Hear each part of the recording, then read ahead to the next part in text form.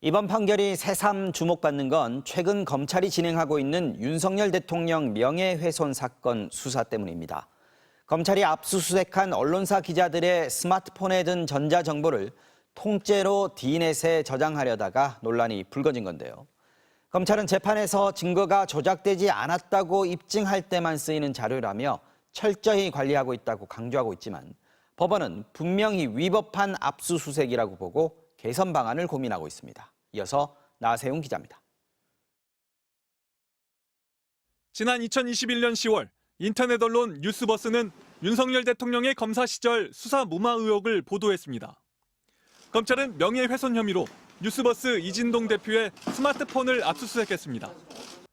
지난 2월 5일자 검사 지휘서엔 저장 매체의 전자정보 전부를 복제한 파일을 모두 시스템에 보존하라고 돼 있습니다.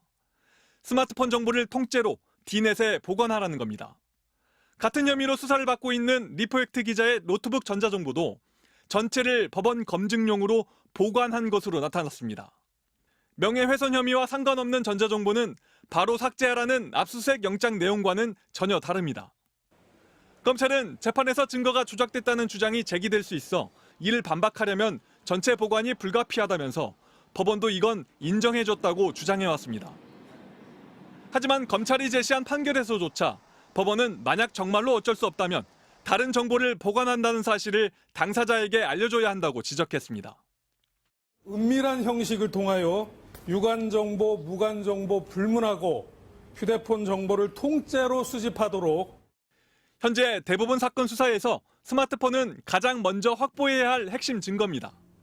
유독 검찰 또는 검찰 출신 법조인들은 스마트폰만은 압수당하지 않습니다. 박영수 전 특검은 작년 50억 클럽 의혹이 재차 불거지자 스마트폰을 망치로 부쉈습니다. 망치로 휴대전화 부셨다는 증거인멸 정황에 대해서는 어떻게 답변해줄까?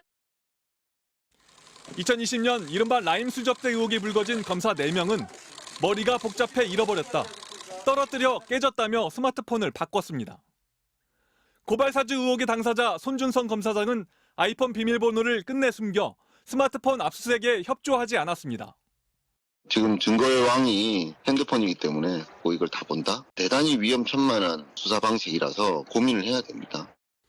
대법원은 지난해 말 스마트폰 전자정보의 압수수색과 보관에 대한 개선 방안 연구에 나섰습니다.